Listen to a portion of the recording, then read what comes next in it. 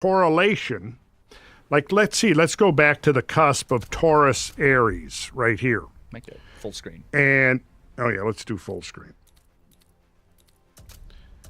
4,320 years ago, right? That's twice 2160. And we've got Heinrich Event 3 happened 4,320 years ago times 7. So if we go back to here and then we go back 7 cycles around, an event happened 30,240 years ago. What kind of event are we talking about? Well, we're not sure. What we know is that the manifestation of the event was a what's called a Heinrich event. A Heinrich event is when you have this massive, now you got a picture. You missing a digit on that? Pardon me? 300,000 years? Should that not? Oh no, 30,000 years. So one cycle ago then. It's yeah, let's see, 43,020. That's 40. You got 4,320, or is it supposed to be 43,000? No, it's supposed to be, well, this happened 4,320 years ago. Okay. So 30,200 years ago was Heinrich Event 3. Okay. Got So it. if you go back to this event right here, and then you go 7 times around, right back to when the vernal equinox was standing in the same position in the sky, but 7 times more than this, you'll see that it was at 30,240. Oh, in intervals of 4320. I got it. Okay. Yeah. I thought you'd saying in intervals of precessional cycles. No. Okay. Oh, okay. Then if you go back to this here, this is called the onset of neoglaciation. So here's the end of the Younger Dryas. Here's the beginning, actually the beginning of the Younger Dryas. That arrow is Slightly off. slightly off. That arrow is actually pointing to the end of the Older Dryas. Okay. Yeah, 19620 was roughly this beginning of the Younger Dryas there. 12,960. Sorry, 12960. Yeah. Spoonerism. And then here's the end of it. And then by the time you get to 10,000, Which way are we moving around this wheel? we're moving this way. We're moving Well, counterclockwise. time moves this way, and if we go backwards in time, we're going that way. Okay, backwards in time is clockwise. Yeah, if we start here, if we go Yeah. backwards in time, we're going clockwise. Got it. So we go from here back to, say, 8,640. We had a Heinrich event, again, at times 7. So at 60,480 years ago, there was an event. And again, it falls on the cusp of this transition. But 6,480 years ago, you had the onset of neoglaciation. Now, what happened was during the age of Cancer and Gemini, which are these two ages right here, the planet went into what has been called the climatic optimum, where temperatures were warmer than they are today. Now, this is well established by multiple lines of evidence. Tree lines were higher, sea level was higher. The Younger Dryas is a flowering plant that likes cold weather. It's a polar wildflower. So in the Older Dryas, in Europe, in Northern Europe, you had an abundance of Dryas octopetala, which is the plant, the flowering plant, gave its name to the Younger Dryas. That went away and was replaced by warmer, loving species. They prevailed, and if you look on this graph, that's from right here, end of the oldest Dryas, and there was a sharp temperature rise. The cold-loving Dryas octopetala did not like this rise, the warmer temperature, because they were adapted to a polar climate. Well, the polar climate came to an end, and you had a warming period for half of a cycle here. And then, very suddenly, at around 12,960 years ago, Dryas octopetala suddenly returned, the cold-loving plant. Now, that's an example of how you can use botany to determine environmental changes. Because if you go from cold to warm, plant and animal species will change. So cold times, you're going to have certain species of animals and plants. The warm comes back, and now you bring back in plants and animals that like warm species. Now, you can correlate that with studies of where sea level is at. So typically what will happen, temperature rises, more glaciers melt, sea level rises. right? The latitude of warm weather warm climate shifts to the north. Just like if we go back to the medieval warm period, say 1,000 years ago, that lasted roughly from 900 AD to 1250 to 1300 AD, sea levels higher, you had much warmer weather, warmer climate, you had a flourishing wine industry in the British Isles, right? Which didn't exist until genetic modifications allowed the reintroduction of vintner, what do you call it? Vintner grapes, which is wine grapes. Yeah, wine grapes into England. That's also when Greenland was colonized by the Scandinavians during this warm period. Well, the warm period gave way to the Little Ice Age, and then when the Little Ice Age came, you had this expansion of polar ice, like sea ice, that cut Greenland. Now, during the medieval warm period, Greenland, you could sail from northwestern Europe to Iceland to Greenland. When the medieval warm period ended, the sea ice, the polar ice, extended far to the south. It sealed off Greenland, so you couldn't sail to Greenland anymore. It almost caused the complete extinction of all human society on Iceland because there was trade going on, and the cold weather, the return of cold weather, drastically affected agriculture, caused food crops to spoil in the fields, and that led to people getting hungry, and that led to famine. And so what we see if we look at history is that the cold spells in global climate have always been far worse than warm spells. Right. Warm spells increase the growing season. They tend to increase the amount of rainfall. I've documented and talked about this extensively on my Cosmographia podcast, showing that the overwhelming evidence that warm periods have been benign times for human society, usually associated with, like if we go back to about 540 roughly AD, the onset of what is called the Dark Ages cold period, saw famine, it saw pestilence, because pestilence follows naturally in the wake of famine because people get malnourished, their immune systems become compromised, and now you have opportunistic diseases. So in 542 AD, after 6 years of cold weather and repeated crop failures, you had the Justinian plague. That wiped out half the population of Europe. So now you have this cold period for about 300 years, 400 years, and now that gives way to what's called the medieval warm period. The growing season extended, tree lines moved up, you started getting a much wider range of latitudes where you could grow food, you had a longer growing season, whereas during the Dark Ages cold period, the population of Europe declined. During the medieval warm period, it increased. After 150 years of warmth, there had so much prosperity had accrued that it allowed launching the great cathedral building enterprise. Right. That was precisely timed within that medieval warm period. And you can see the end of the great cathedral building era ended with the end of the medieval warm period, which occurred between 1250 and 1300. And then in 1300, we began the first phase of the Little Ice Age. And again, a whole series of crop failures over the next few decades. And then in the 1340s, you had the bubonic plague, which again decimated a third the population of Europe. Right. At that point, the great cathedral building era came to an end by that time. And we went into the first phase of the Little Ice Age. That ameliorated somewhat right in the middle in the 1600s, and we had the Renaissance, and then the cold came back.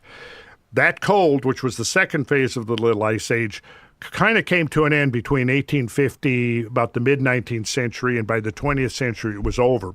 Interestingly, all of our measurements of modern warmth, the baseline is the end of the Little Ice Age. So again, think of the analogy that I was talking. Which was when on here? Well, on here, you can almost not see it, but it's okay. right here, right there. Got it. Okay. Right? There you've got the onset of the Dark Ages, and here you've got the onset of the Little Ice Age. So it's like a quarter of 2160. Roughly, yeah. So we go back beginning of the Little Ice Age to 1300. Okay, got in it. round numbers. And Okay. it didn't start everywhere at the same time. But within a half a century to a century, it had pretty much affected the whole world. Now, that little ice age was the coldest half millennium since the end of the Great Ice Age. Now, knowing that, and how do we know that? Well, from all these other factors that I talked about. For one thing, glaciers around the planet expanded enormously during the Little Ice Age. In Europe, Northern Europe, you had whole villages and farms that were wiped out by the glaciers that had swelled up to be bigger than they had been since the end of the Great Ice Age 11,000 years ago. Now think about what it means if our determinations of, global warming and so on, our baseline is the coldest period of 11,000, 10,000, 11,000 years. Right. Just like the analogy I used earlier, if you started marking climate warmth but you started at March 1st and then you get to June, well, obviously, yes, each month you're going to see records being broken. Right. Right? See, that's what people are not taking into account, and the scientists that know this, some of them are pointing this out. They're being dismissed as climate deniers, even though there is no such thing, because nobody denies that the climate changes. Show me one professional, one scientist, Right. one meteorologist that's denying climate change. They don't exist. It's a completely fabricated concept to try to discredit anybody who's pointing out that the whole climate change narrative has been manufactured and it's based upon certain assumptions that completely don't come out legitimately once you've examined them. Because most people don't realize, okay, well, we're measuring glacier recession from the point at which the glaciers were the biggest they were in 10,000 years. Exactly. Yeah. And see, this is what's not being told, and it's deliberate. It's a deliberate deception. How far back did some of these glacial core samples take us? Oh, Well, 400,000 years, I think, at the maximum. Some of you're talking about the ice core samples? The ice core samples, yeah. yeah, Greenland and Antarctica are going to be the longest record. And yeah, we can see in there that there's massive changes. Now, there haven't been changes enough to completely melt away the Greenland ice sheet or the Antarctic ice sheet. However, the Laurentide ice sheet that was over most of Canada was as big as the South Polar ice sheet. The Cordilleran, which was over Western Canada, was about roughly the size of the Greenland ice sheet. The Fennoscandian ice sheet over northwestern Europe was even bigger than the Greenland ice sheet.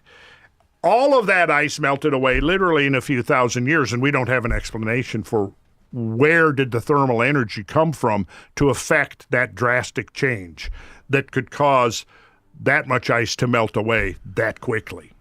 And given that we don't really even have an explanation that anybody that there's a consensus around what causes the onset of an ice age and what causes the termination of an ice age, if we don't know that, how in the world can you claim that the science of climate change is settled? Mm-hmm. It's ridiculous.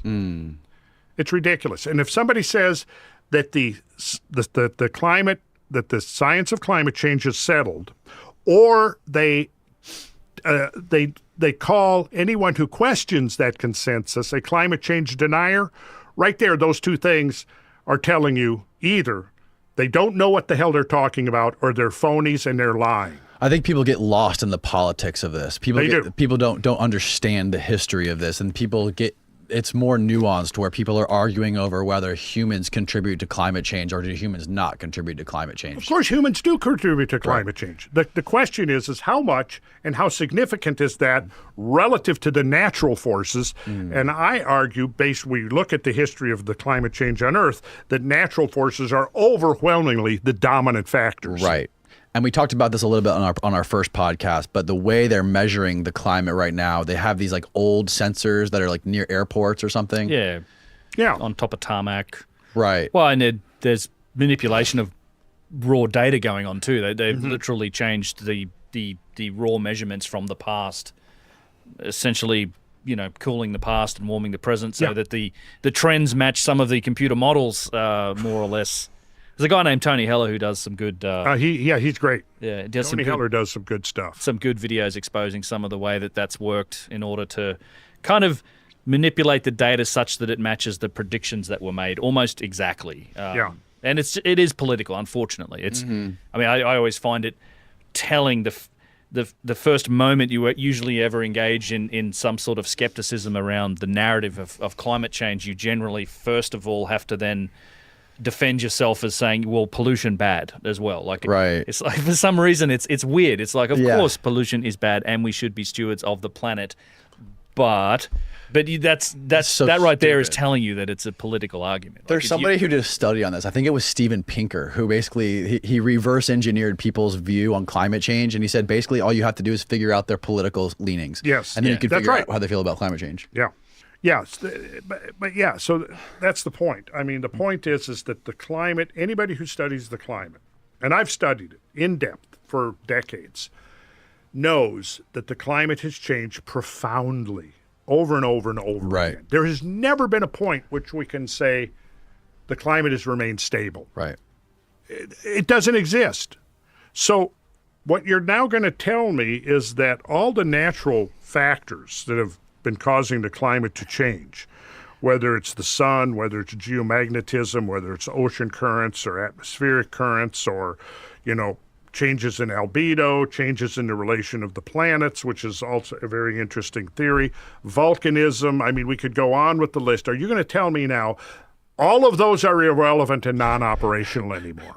And it's only because people are driving SUVs, and eating cows. And eating cows. That's right. Right. Yeah, the right. cows. And eating cows. Yeah.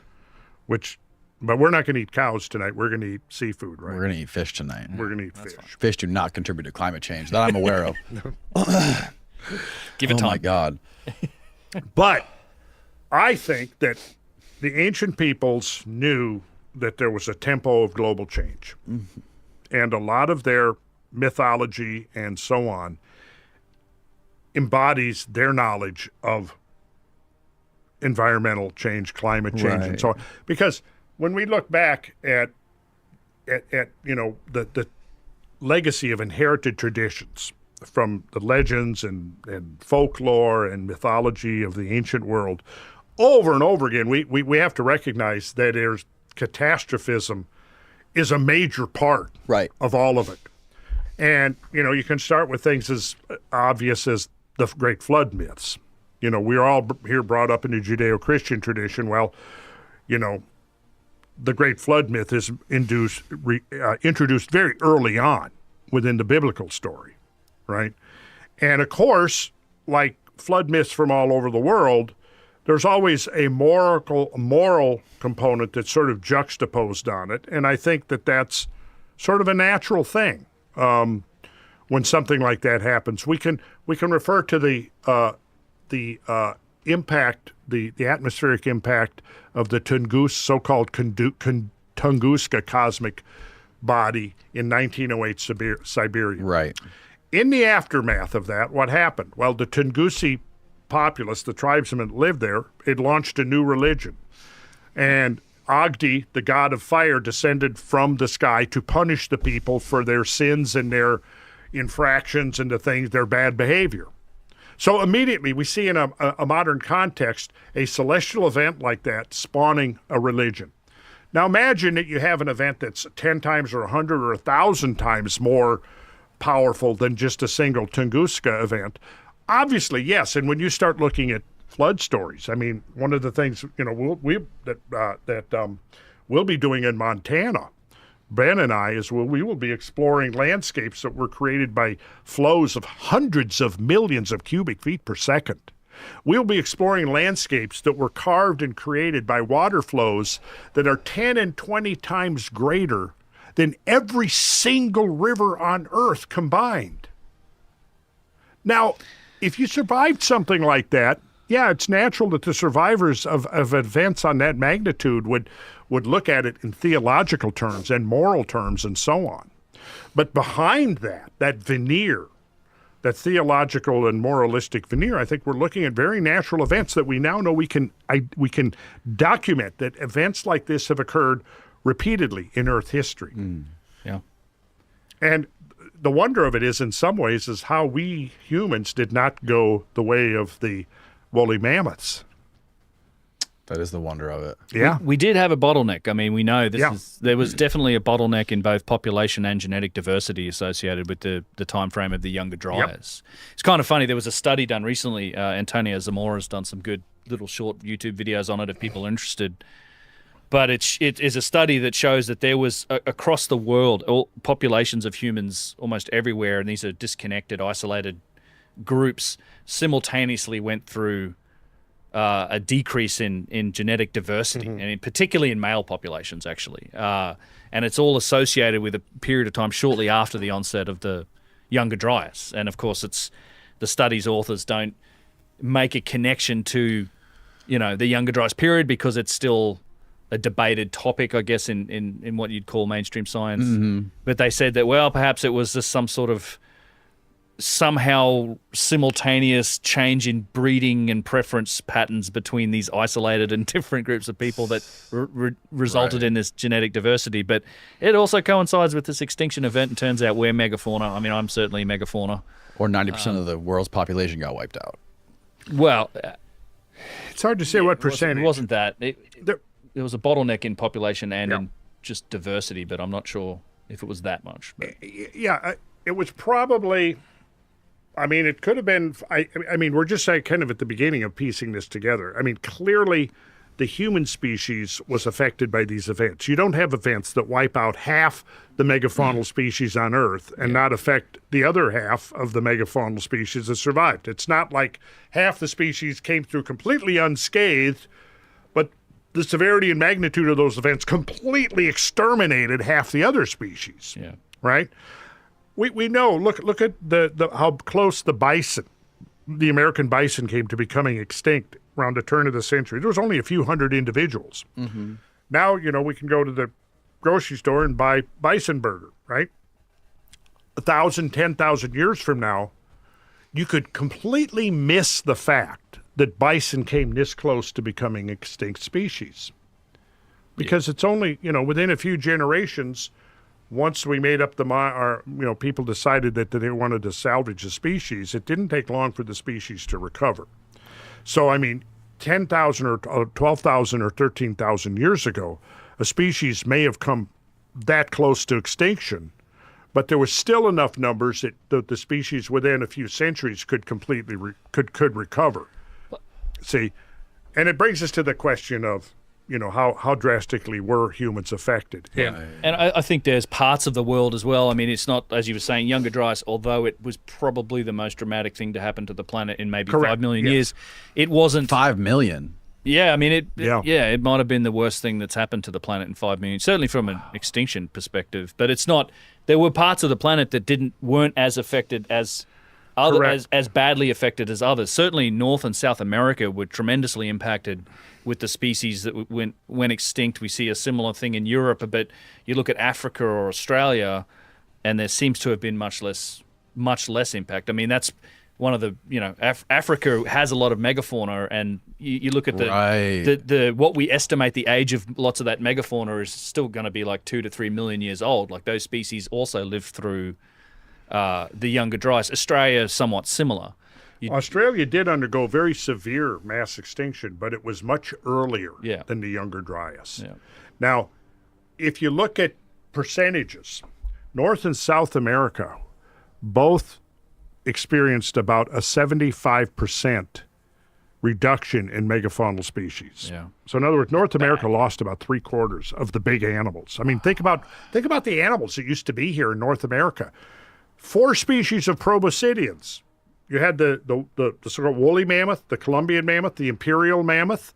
You had mastodons. You had dire wolves. You had giant cave bears. You had huge moose. You had giant deer. Armadillos. What? Armadillos. Giant armadillos? Size of a Volkswagen, bro. Yeah. And you Lord. had and giant ground sloths. I mean, the list was up to like close to 100 species, right? How do we know we had armadillos that big? Because we found their remains. Yeah.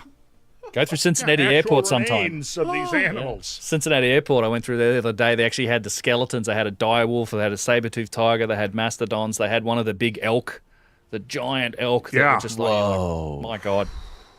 Yeah. So short-faced bear.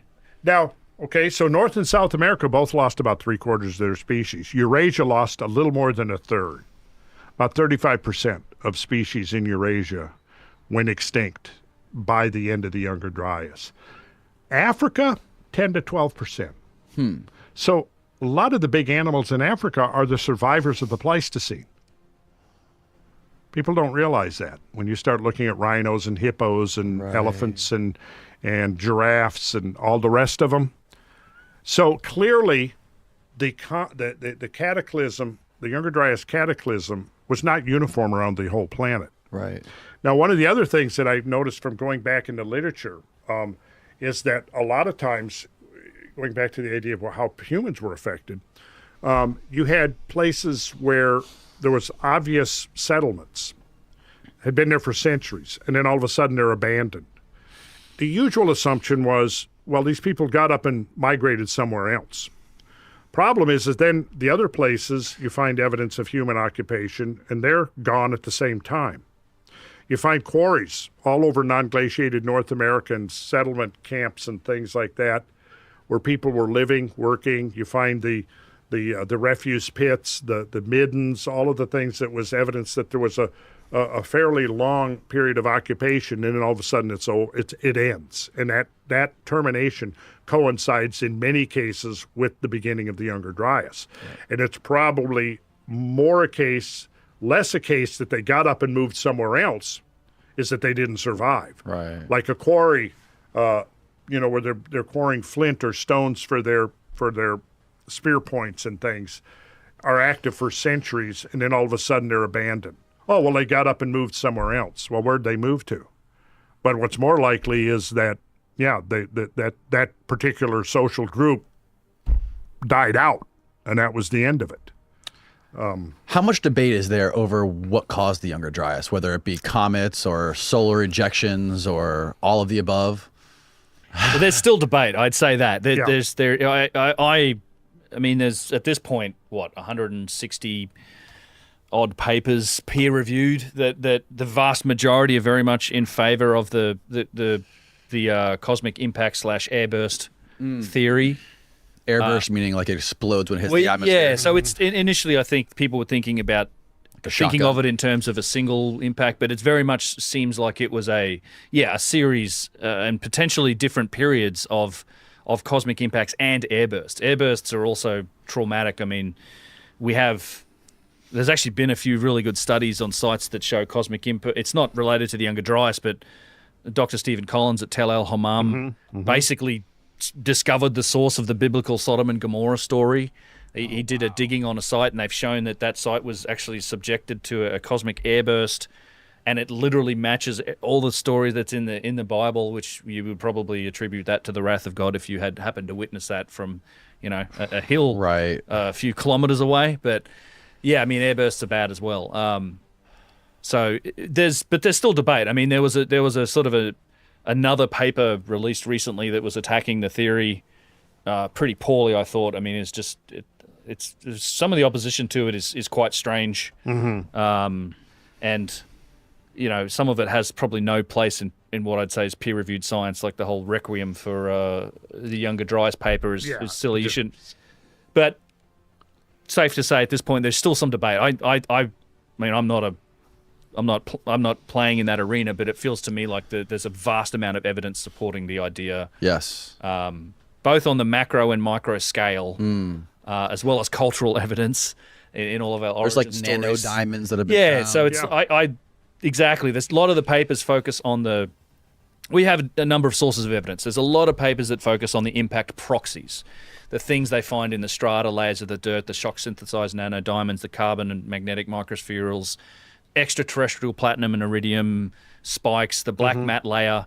So all of that's in those layers. You have the evidence for catastrophic climate change that correlates with those strata layers that are found in the ice core samples. So we look at oxygen isotopes and other elements. There's like soot particles. There was a paper done looking at some of the particulate matter in some of these ice core samples in the Younger Dryas that suggests there were wildfires and like 9% of the world's biomass was burning. So you have these indicators there. And then you have the macro evidence, a lot of the stuff that I've really enjoyed Randall showing me, that the evidence for just flooding the likes of what we're going to see in Montana, where just astronomical, channeled scablands, astronomical volumes of water pouring off, those ice sheets on the way to the ocean that sort of must have happened in, these catastrophic sort of short-term events. So you've got a lot of evidence that points to this traumatic period, and that something happened, and then there's all this scientific work that sort of says, well, these are all impact proxies. Mark, there's a great presentation done by Mark Young at the Cosmic Summit conference that we held earlier, which sort of looked at a lot of this evidence. And I think at one point he points to some of the rebuttals of the of some of the naysayers of this, pointing out that, well, no, we're not looking at micro diamonds, we're actually looking at like bug poop. And Mark was saying, well, bugs don't shit diamonds. So do bugs shit diamonds? I don't think so. He said he's a deadpan guy, and he just delivered that line quite well. What is the idea about solar ejections? I think that's worth considering. Now, see, because now we have a lot of evidence for a cosmic event at the beginning of the Younger Dryas, but there was also a catastrophic event at the Younger Dryas. The Younger Dryas is bookended by two catastrophes. Yeah, the end. We don't have the same kind of proxy evidence for impact, cosmic impact, at the end of the Younger Dryas. Robert Schoch maintains that, I don't know if he's come around to accepting the possibility of impact, but he's been arguing in favor of a solar event. And I think that's totally possible. Yep. Particularly since I learned that there seems to be a correlation of the infall of cometary masses into the sun and a reaction in the chromosphere of the sun that translates into solar storms and coronal mass ejections. I'm going to do a paper on that on my website, or do a whole podcast around that idea. I haven't had time to fully dive into all of what's now known that we've gleaned from the information and insight that we have into the sun since we started deploying solar observing satellites. We now know a whole lot more than we did, let's say, since the early 90s. Now we've got, 5 or 6 satellites that are looking at the sun in one capacity or another. Yep. The evidence that seems to be emerging is that the sun is much more variable than was previously assumed. Now, when we go back to the beginning of the climate models and the first IPCC report, which I believe was 1992, they were not looking at the sun at all. They were still looking at the constant sun model. And so if the sun is not changing, then you can't blame the sun for climate change if it's an invariable sun. However, if the sun is far more dynamic, then it is going to play a role, and on multiple levels. And I think that's what we're seeing. We're seeing now the cutting edge information about the sun suggests that it is much more dynamic, a more dynamic star than was assumed in the 80s and early 90s, when the computer models were being generated and the sun was being dismissed. Solar constant was the working assumption. Well, if the sun is constant, then the sun is not contributing to climate change. Right. See, but that's wrong. I think at this point we can clearly, assume that that's wrong. Yeah, and the sun could entirely also be a source for cataclysmic events in the past as well. Like we've seen smaller versions of it with the Carrington event. And yeah, what was the Carrington event? There was, when was it? It was 18. I'm trying to think the actual date. We know that there were telegraphs in functioning. It was in the 1870s, I believe. It was something, 1870. So it was essentially it was probably the biggest solar flare that's happened in that period since, and it literally set telegraph wires on fire, melted the lines. And if it happened today, a Carrington event, Maui? It might fry all the electronics on whatever side of the planet it hits when it comes along, because it's a huge, part of that solar flare. It's just like, it's like EM pulse kind of thing. It can fry it sort of fries electronics. And, Right. a lot of our electronics are very sensitive to electromagnetic pulses and things like that, which solar flares, hit you with. And there are theorized more serious events even than that come from the sun. So. There's evidence that there have been more powerful solar events than the Carrington event. Oh, yeah. Really? Yeah. We could talk about that in a future Okay. podcast.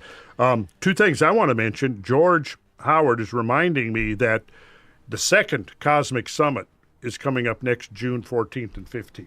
It is. And the tickets have gone on sale, I believe, while we've been sitting here having our Beautiful. podcast. Yeah. Amazing. Yeah. So for sure when it goes live. Yeah. Yeah. Ben was talking about our Montana tour. The last I heard, there was like 2 or 3. I think it might have filled up. But Really? there might be one spot left. We'll see. But I think it filled up as of yesterday. But there may be a spot. Okay. Well, the other thing That's is coming up. then in starting on Halloween and for the following 4 or 5 days, we're doing a tour eastern Tennessee and the Cumberland Plateau, which is an amazing place of caves and grottos and canyons and cataracts, mostly hidden under the vegetation and the canopy of the forests off the beaten path. This will be our 4th tour up in that area. We get off the beaten path. We've got a great lodge reserved for the tour that we're going to be using as a base to do these explorations. And we've still got we've got probably 8 or 10 seats left open for that. And this again, the people that come together around these things are, That's great. to me, and I get this feedback all the time that people say, well, as awesome as learning about this natural history and the landscapes and the catastrophes and all of this, just as interesting and valuable and satisfying as the connections and the friendships that come out of it, because like Ben said earlier, repeatedly people will say, well, I'm every day, I go to my family for dinner, I go, at work. There's nobody interested in this kind of stuff that I can talk to, but I come here and everybody is interested in the mysteries of our past. And that's a big part of what we're exploring in this. So it's not only about teaching people to read this cipher and decipher the landscapes, because wouldn't you say that's kind of what once you've seen? Oh, it's for me, it's revelatory, and having somebody like you teach is great. Like actually being able to look at that land. I mean, it's a place. These are beautiful places just on their own. But then once you actually get some of that context about what caused it, and you can start to imagine what actually happened here, it's just this. It's a whole other level. I mean. I've met people who actually live in these places, like in the Scablands, and you start to explain to them what happened, and they're just like, "Holy crap! I can't believe what you're looking at." They've been living in it, and they've never even looked at it from that view. I can't tell you how many people have contacted me saying, "Well, I've lived here in this landscape all my life, and I'm suddenly looking at it with new eyes." Here's an analogy for you, Danny. Imagine. Like we look up on the screen, we see words up there, don't we? Yeah. And you can read those words. And because you can read those words, you extract meaning from them. You can make associations. You can understand things. But if you're illiterate, you'll look up there, and those they'll just be shapes. They won't convey any meaning to you. They won't convey information at all, will they? Nope. If you're illiterate. So what I'm getting at here is that there is a grammar, a syntax, a language of catastrophist geology that even most geologists are not well versed in. So what I've been doing for 40 years is learning that language. So when we go into the field, we look at things, and what I'm trying to do is teach people to be able to read that. And imagine this. All your life you've been going through and you're surrounded by words. And maybe if you're intuitive type, you get the sense that those aren't just shapes. There's some kind of meaning there, but you don't know what that meaning is. Now you come and we do a week-long intensive, and I start explaining to you, well, this is an alphabet. Here's how you say it, and this is what this word means and this word means. And, if you take letters by themselves isolated, what do they mean? Nothing. If you arrange them in a certain way, suddenly the word has meaning.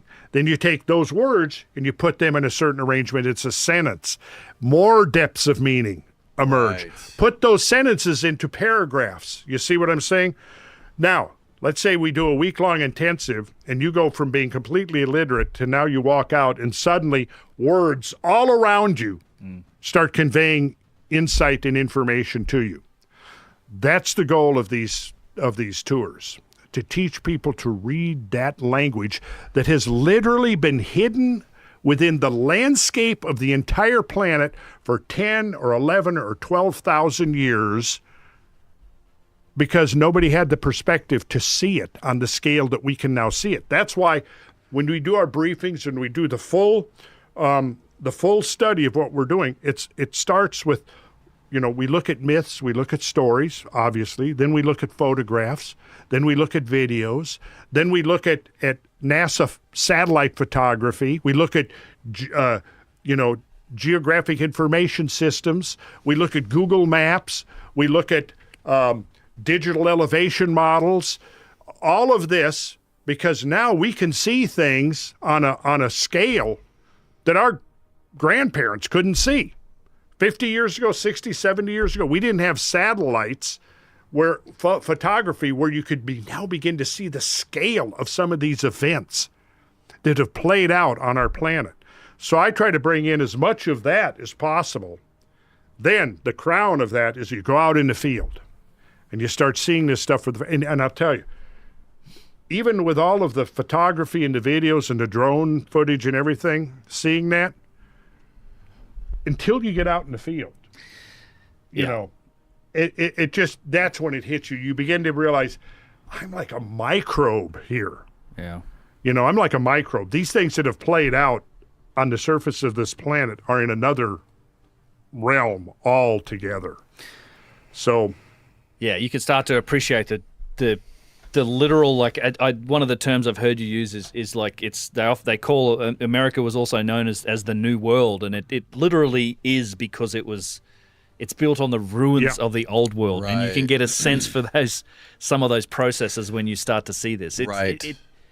These catastrophes, and that's why I think catastrophism's such and the evidence for it is such an important key that unlocks the possibility for a longer timeline and civilizations and things like this, is because it literally changed the surface of the earth. Like it's between the flooding, the fires, the sea level rise and falls, it changes the surface of the earth. And this is the video we put together. What is this, the Devil's Canyon? Okay, this is drone footage from actually none other than... I did put this Ben Van Kerkwijk. Yeah. Am I okay to go? I sent it to you for this very reason. Yeah, okay, but I want to make sure that it's understood. This is Ben's work here. Yes, I did. This is one of the places we visited. This was a canyon that was probably cut in a matter of a week or two, and cut by hit play by one of the great floods. Now let's take a look at this. Yeah, this was basically an outflow down to the Snake River, right? And what you're seeing here is not a canyon produced over millions of years, but a canyon produced over a few weeks by a flow that probably would have been close to 50 million cubic feet per second or greater.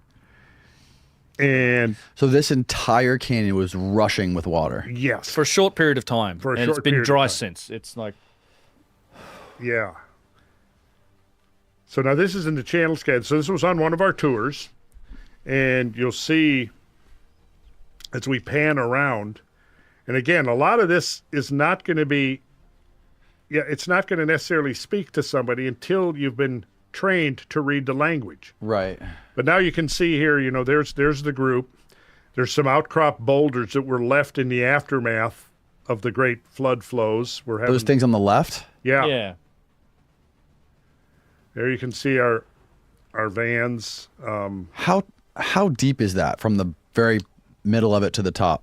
The deepest part, what it would be, 800 feet maybe? Maybe 600 to 800 feet. Oh my God. It was, was it overflowing this at one point? It probably. Well, it started with an overflow and then it cut down. Mm-hmm. Yeah. And here's what you call a cataract, this bowl-shaped feature. Now, this entire landscape that you see here was completely submerged. This Palouse Falls is that's the whole remnant, but you can see it's cutting its own little cataract there, but the cataract produced by the big flood was this big round thing that you're seeing all in here. This is one of our regular places to visit, and it's mind-boggling in scale. So this is one of your great features here. This is called Potholes Cataract. Picture out here, this is like a turbulent moving sea. Okay. The entire width of the scene here. It's probably close to 200 feet deep. It's choked with thousands of icebergs. It's moving towards the viewer. And this is a ridge, and behind you, you can't see here, it drops down into the Columbia Valley. This water is pouring over this ridge, and these walls here are about 400 feet high. Think about this. If you have floodwaters coming through, ripping up stuff, excavating, eroding, well, that's half of it. The other half of the equation is that material is transported, and it has to be deposited somewhere. So you learn to correlate both of those. What kind of rock is ripped up from here, and where does it end up? Right. But you're going to see West Bar here, which is pretty amazing. We're coming around. This is West Bar. You're going to see it now. So are there giant rocks here that came from somewhere else? Oh, yeah. Glacial erratics. Yeah. Yeah. There's rocks and huge chunks of granite that probably came from Canada that are deposited out on this giant, like a strewn floodplain. And where these coulees ended out, it's just these boulder fields that go for hundreds of square miles of just huge chunks of basalt, even some granite that probably came from a long way away. And then you get these big erratics where, like Haystack Rock and things like that are just these giant boulders that were deposited. Now, I want you to look here at the surface of this 3 mile long, 200 or 300 foot boulder bar has giant current ripples on it. Now, the height of these current ripples varies between 30 and 50 feet. The height of like up to a 5-story building. And that's how we know without any doubt at all. There we go. Look at these. These are the kind of current ripples. I mean, you'll see them walking along a sandbar on a creek, except that these current ripples are gigantic. Like I said, from... Isn't this also seen in the Sahara? Well, you have sand dunes in the Sahara, and they're being blown by wind, not water, and they're dynamic. They're constantly moving. These are not moving.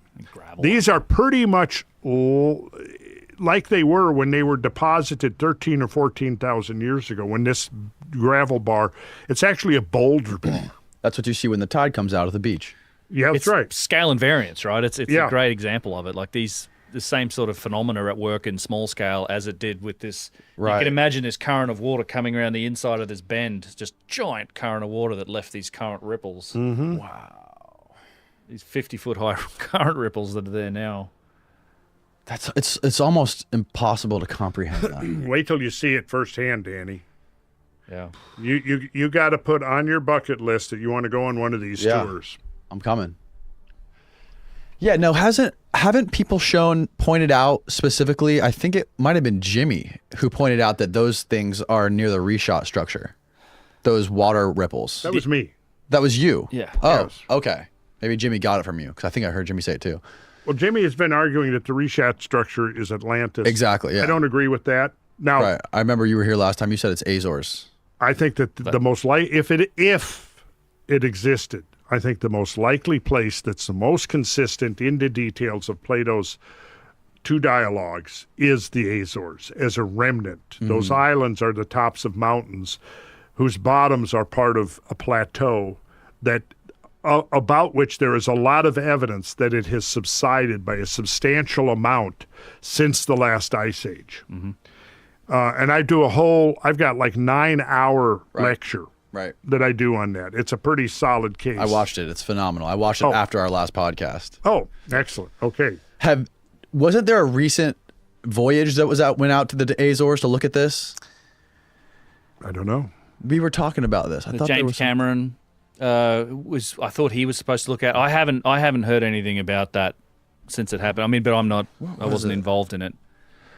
But a lot of the science on this, a seamount dive or something. Could have been. Yeah, I don't know. It's unfortunate that a lot of the actual science looking into the Mid-Atlantic Ridge submergence sort of ceased, in the 70s and 80s? Yeah. Most of the real science, once Atlantis became a dirty word, Right. they kind of stopped looking at it. But I think Oh, yeah, like for example, one of the seamounts was back then was named the Atlantis Seamount. In the literature and everything, and I've got the old from the 50s, 60s, 70s, and then we get closer to now, the same seamount has been renamed the Atlantic Seamount. Really? Yeah. That's bizarre. Well, I mean, to try to, don't want to have that connection. To try to get rid of Atlantis. Yeah, the Atlantis thing. That woo-woo connection to Atlantis. Right. But what I try to show in my dissertation on it is that it isn't woo-woo. Right. What's woo-woo about it? I mean, if you start talking about, whatever, crystal spaceships or whatever, yeah. But if you stick to whatever Plato actually says, which is what I do, I pretty much break Plato's two dialogues down and go, what did he actually say? Now, what is geology, geography, oceanography, and so forth, botany and genetics, what does all that say now in the context of what Plato said? And that's where I come up with, that to me, Azores fits the bill. But I'm not saying the Azores was Atlantis. What I'm saying is that if Atlantis was real, of all the places that have been named as potential sites for Atlantis, I think the Azores is the most consistent with Plato. And where did Plato, he got his information from Socrates? Solon. Okay. Well, actually, from descendants of Solon. In the Socratic Forum, it was Critias, who was like a great-grandson of Dropidas, who I think, if I'm recalling the succession, he got the original story from Solon, who got it from the Egyptian priests, who gave him the date, which was 9,000 years. In their sacred registers, is Sauntius was the name of the priest. And that would have been when compared to now? Well, Solon's trip to Egypt occurred about 600 BC. So if you had 9,000 years to 600 BC, which would have been 2,600 years ago, what's 9,000 plus 2,600? 11,600, which is precisely the end of the Younger Dryas, which precisely coincides with what's called meltwater pulse 1b, where there was a massive melting of the great ice sheets pouring water into the oceans, causing the oceans to rapidly rise. Coincidence? Maybe. But what if it's not coincidence? All the pieces fit. This is the stuff that I know you cover in your lecture series on it. But once the glaciers melt, you have isostatic rebound of the Earth's crust, which is the lifting up, like the all that weight of ice on the top of the globe here is going to come off it. So I think I love the beach ball analogy. Yeah. It goes up the Mid-Atlantic ridge, which is where the Azores is located, is essentially like, think of it as like a hinge joint in the crustal plate on the planet. So imagine, right. So imagine if the land over here is going up, and what's it going to do? It's going to pull that apart. So you're going to have submergence of the landmass at that Mid-Atlantic ridge at the same time. Yeah, it's going to go down. It's isostatic compensation. Yeah, because the Earth is constantly trying to make equilibrium. So if one place goes up, someplace else has to go down, and vice versa. That's the geoid. It's trying to constantly adjust itself to fit the mathematical geoid, which is the perfect distribution of mass given the mass of the Earth, its orbital speed, its rotational velocity, rather, which is what causes that bulge around the equator. So during the Ice Age, you had this enormous buildup of ice on the planetary surface, on the land. All of that weight, which is billions of trillions of tons, is taken out of the oceans. So like Brent said, the beach ball analogy, if you take a beach ball and you press it this way, it bulges this way, right? If you, Danny, get up and go over and sit down on that cushion, what happens? Isostatic depression. When you get your ass up off that cushion, you'll have isostatic uplift or isostatic compensation. It'll come back up. Right. I told this to Joe Rogan when I was explaining to him, and I said, Joe, you probably didn't realize that right at this moment, your ass is causing isostatic depression of the cushion on your chair. He probably doesn't remember that. But I did say that to him. One more thing I wanted to cover before we get the fuck out of here.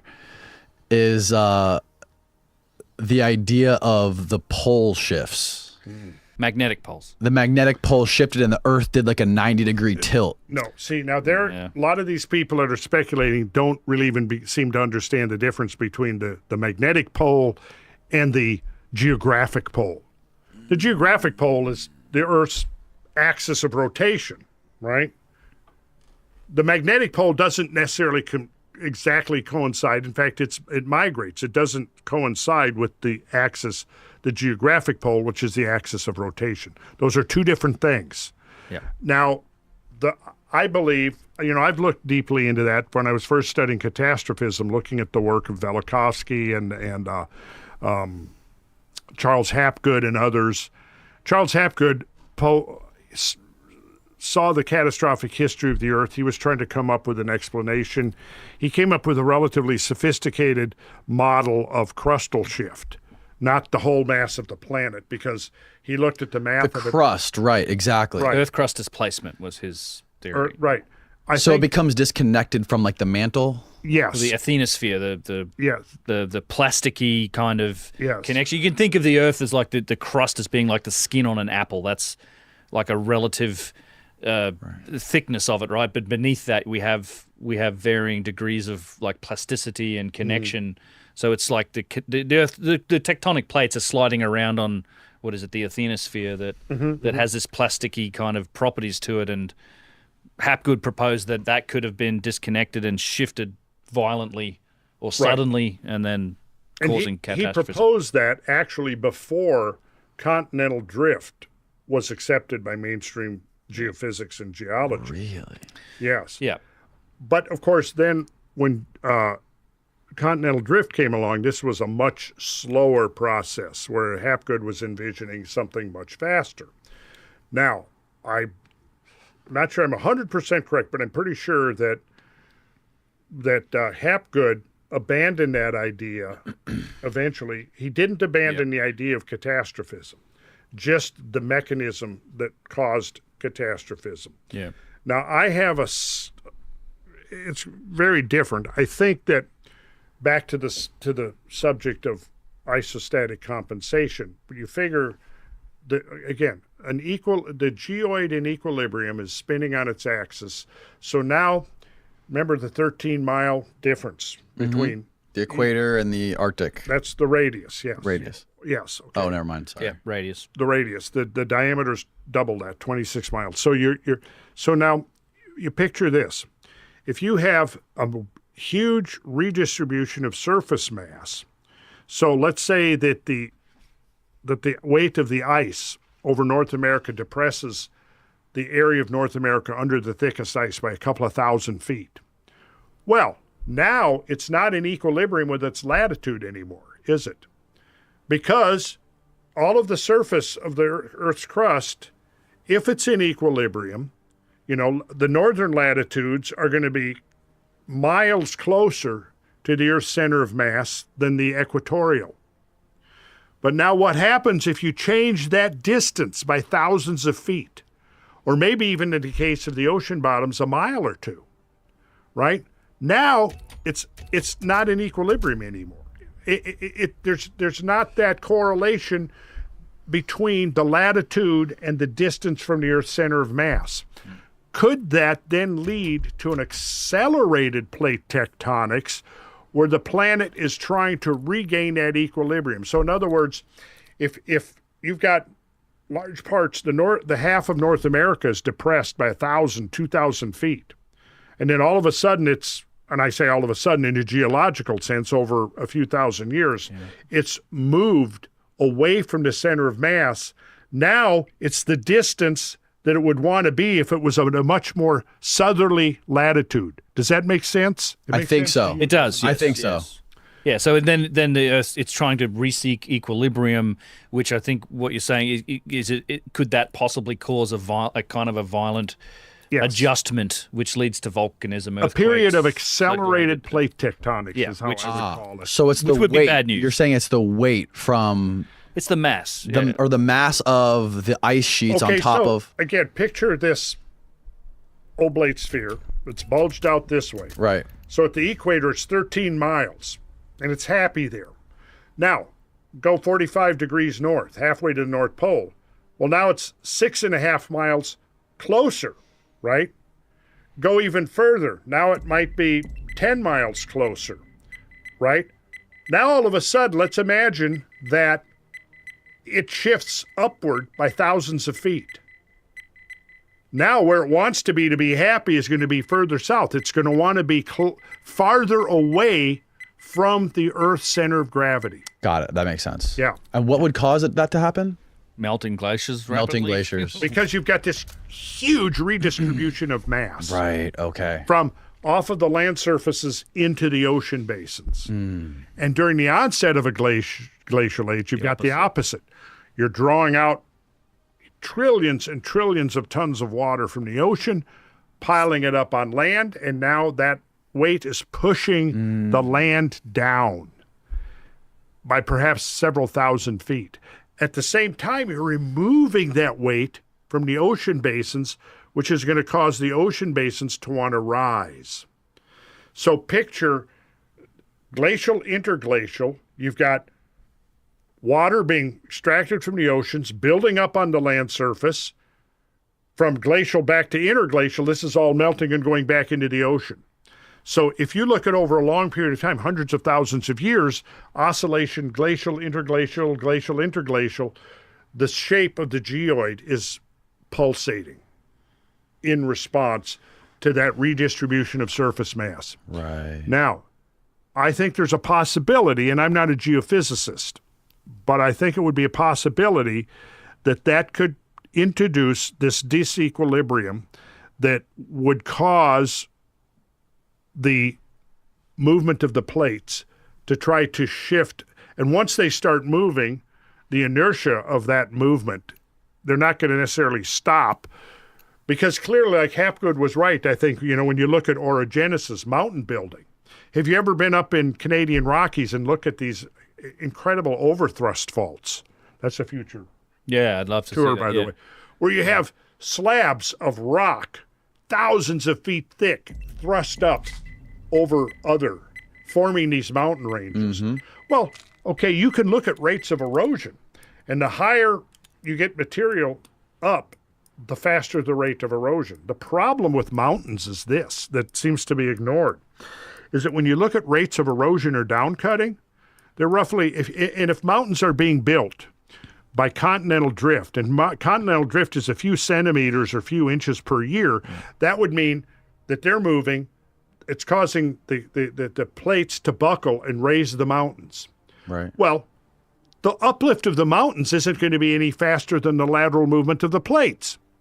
But we've got mountains that are 10, 12, 13,000, 15,000 feet high, yet when you look at the rates of downcutting and erosion, the rates of downcutting, of erosion, the eating away of the mountain masses being uplifted is roughly equal to the rate of uplift. How'd they get up there? How'd they get up there? Unless the rate of uplift was a whole lot faster. Way faster. Yeah. Yep. Interesting. Yeah. It's possible. I mean, I think places like Tiwanaku in the the Andes mountain range is like, that's a huge mystery about how the hell that whole plateau got up there and how it could have supported the amount of life that was required to create a city of that magnitude. There are some real clues to something potentially happening at a faster rate.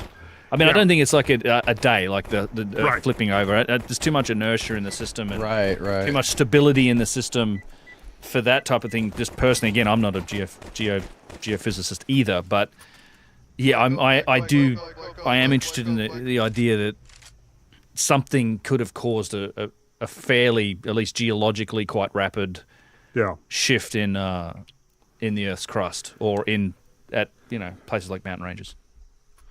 So I think we need to kind of I think we need to go back, take a kind of another look at the geological history of our planet within the context of catastrophism. Yeah.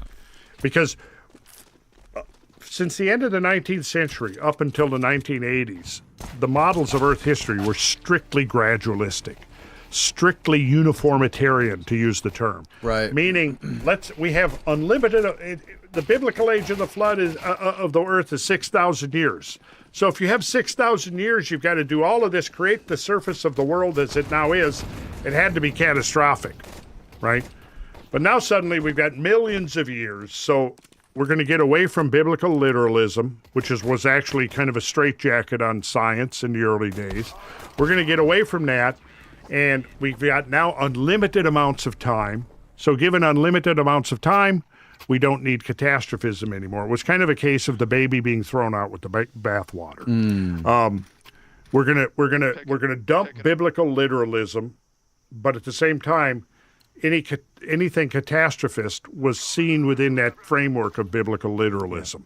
So it became one grain of sand, one drop of water at a time. Yep. And people like J. Harlan Bretz, who came along and proposed, who was the first to propose to the scientific community that these features that we were looking at in Washington were created by these gigantic floods. He was rejected for 30 years because his critics said, we've gone beyond that. We're beyond all the biblical stuff. We don't need big floods anymore. You're just trying to take us back to knowing the Bible. But that wasn't the case at all. The reality was that he was documenting these gigantic, you could almost say biblical scale floods. But Biblical's a good word for it. What? Biblical's a good word for it.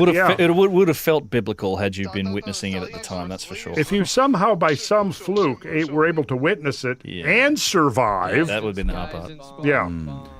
You could definitely see how it would have spawned that whole theological, moralistic framework for understanding it. And Brett's was eventually...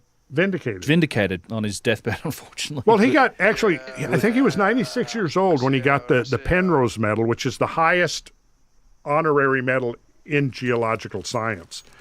And like I said, I think he was about 96, and a reporter or somebody asked him, well, how do you feel about this? And he's finally, after all these years, and he said, well, it's great.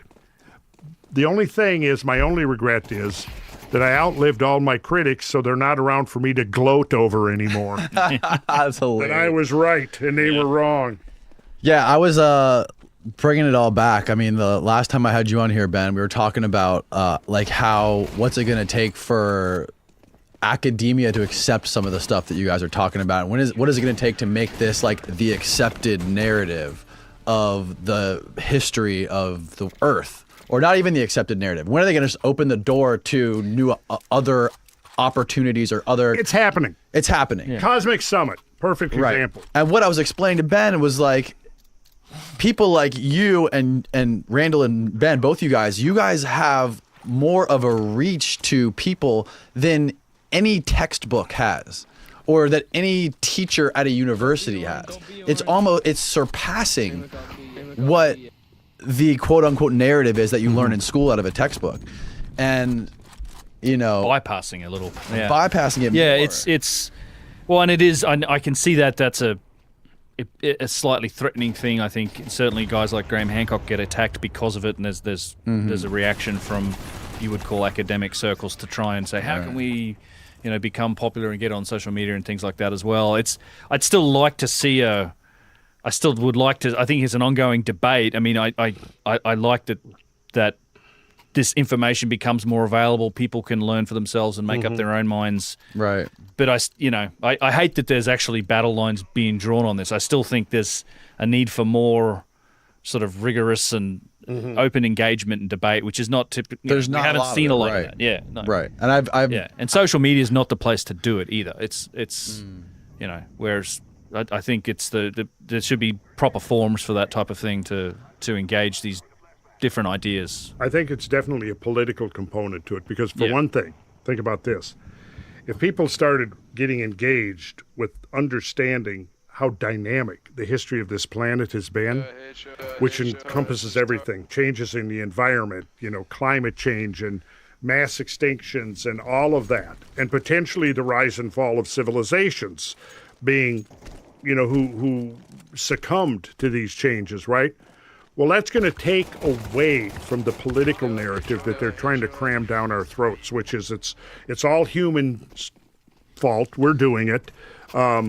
the whole climate change. See, and that's what pisses me off is that they've hijacked the term climate change. Right. Right? Oh, of course. I mean, anybody who studies the history of climate on this planet acknowledges, the climate has changed profoundly over and over and over again. So don't tell me that I'm a climate change denier. Yeah. Okay? Right. And I go, who's the real denier here? The real denier is the one that refuses to look or refuses to admit that the climate is as dynamic as we now know for a fact that it has been. Right. And that there is nothing that has happened recently that is unprecedented. However, we could talk about a few other things. Possibly, we're not going to get into that now, looking at Maui. I don't know if you've seen my series in the Cosmographia podcast where I'm talking about these great firestorms in history. If you haven't, watch it. Yeah. Okay. And then circle back to the Maui thing. I've heard the Maui is directed energy weapons coming from space. I don't. We don't Talking need about that. The great Chicago fire, Peshtigo forest. I know what you're talking about. Yeah. Yeah, Hinkley Fire. Hinkley fire. Yeah, all Look, of it. you guys look it up on Cosmographia if you're interested. I think Randall's episodes on that are epic. That's Are these like solar related? No. Look it up. cosmic. We will. We'll give you there'll be a little quiz next time I Perfect. see you. Well, that's a great place to end this, guys. Thank All you right, so much. I'll just finally you. say one last thing. Yes. The Cumberland Tour, we still got about a half a dozen seats coming up in first week in October, and it's amazing. If you go on to randallcarlson.com, I'm disclosing some information about where we're going, what we're going to be doing, and to show people that, even here in the East, we have these amazing landscapes in our backyard. Nobody hardly knows about them. And again, it's going to be a way of bringing people out into the field and teaching them this language. And then, like you said, the Montana trip coming up. Montana trip's coming up as well. That's probably on randallcarlson.com as well. If there's seats available, or contact at thecabin.com for seats on the Montana trip. And Ben and I will both be there in person. We will. Yep. We will. I'll link both of you guys' YouTube channels below so people can go check it out. Oh, cool. And then websites, randallcarlson.com. And you have a regular website? Unchartedx.com. Okay. All my stuff's there. And discussion. Beautiful. All right. All right. Sleep tight, everyone. Yeah, every time they got just sitting there. Crates.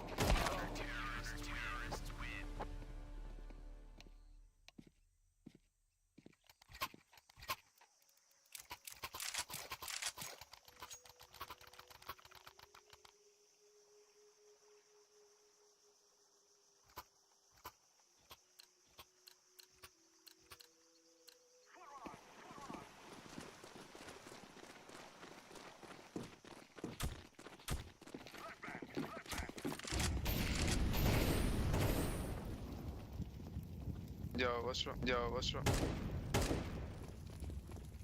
What's up? Shit out.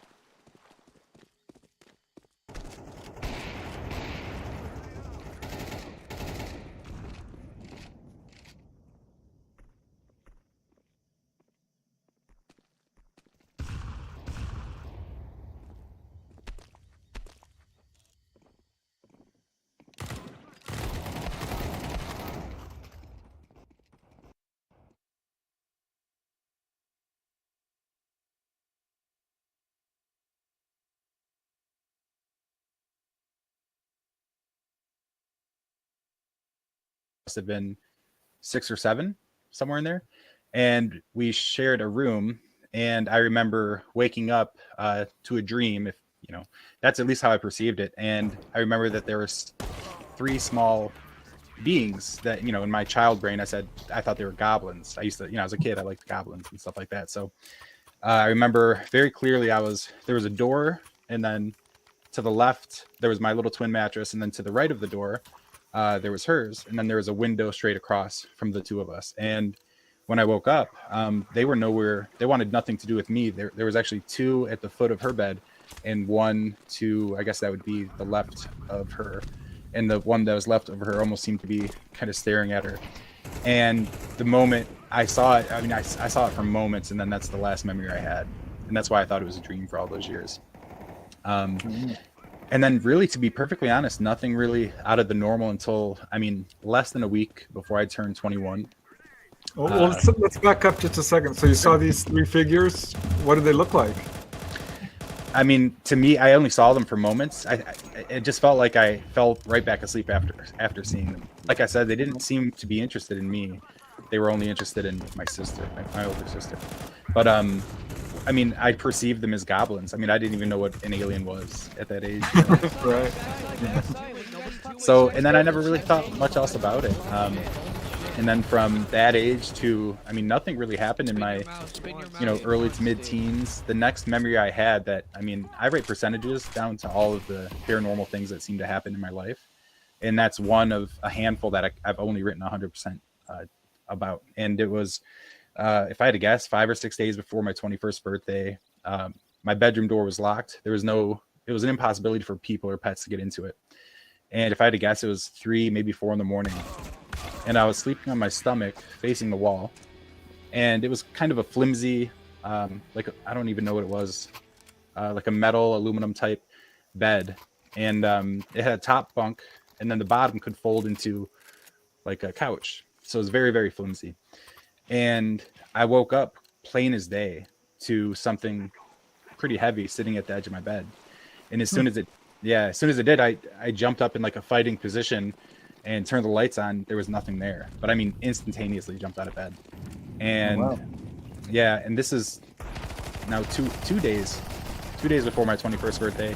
I'm laying in bed. It's the exact same scenario. My door was locked. I wasn't on drugs. I wasn't drinking. And this time it's daylight in the room. I could see everything in the room. If I had to guess, I'd say it was like 7, 8 in the morning.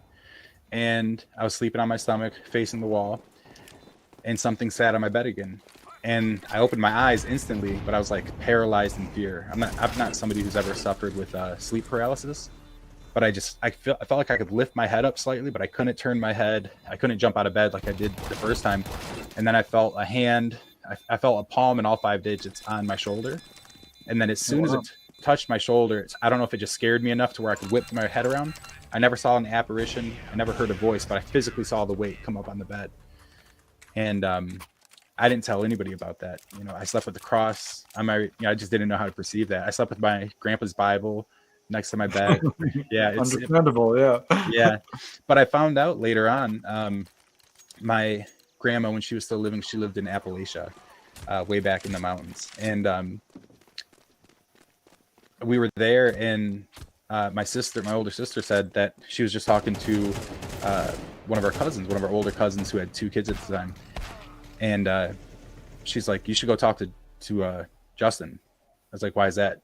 She's like, he said that the same thing happened to him. I thought they were messing with me, so I was really defensive. And this was, a couple years later. I might have been like 23. And I was like, what happened? He said, I was sleeping. At the time he was living at my grandma with his 2 kids, living at my grandma's house. And he said that he was sleeping, and he figured one of the kids hopped in bed with him. And he didn't think much of it. He just kind of put his hand over to see, cover him up with a blanket. There was nobody there. And so that was the first inclination that obviously it wasn't just a one-off. And then he said, go ask grandma. She says that it happens all the time. So I asked my dad's permission. It's Southern families. I wanted to be polite. He's like, go ahead and ask her. And she said, yeah, that's your grandpa. He sits on the bed or the edge of my bed all the time, and I always try to get him to lay down, and he never will. Yeah. And then then recently that was there's another member of our family, one of his sons, my uncles, who said that it's happened to him about a dozen times, he said. So I'm almost certain that was just the spirit of my grandpa. Yeah, I was going to say it sounded more spirit than ET. Yeah. I've heard that sort of thing from other people who've had experiences. In fact, I did interview one lady who did have this spirit coming to her bed and, being kind of intimate or trying, scared the living daylights out of her. They ended up moving. They tried moving the bed around. That didn't work. So, yeah, that definitely sounds like a spiritual thing. But I sure do wonder how spirits are able to, press the mattress down. That's intense. Yeah. Yeah, it really was. And then after that, I mean, it's really like up and down. I mean, there could have been some stuff that I just kind of, you know how it is, like weird things happen. And if you don't really necessarily believe in something, you don't look too far into them. But I started the podcast. So I'm 37 now. I started the podcast when I was 35. And we were chugging along.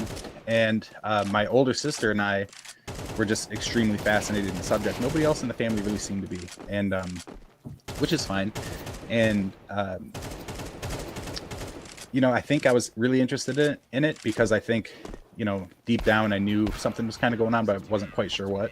So I just wanted to bring on people to kind of, because when I would tell friends and family about what I thought might be happening, they would just laugh me out of the room. That really, it's a bummer. So I started that, and then I fell into an incredibly deep depression.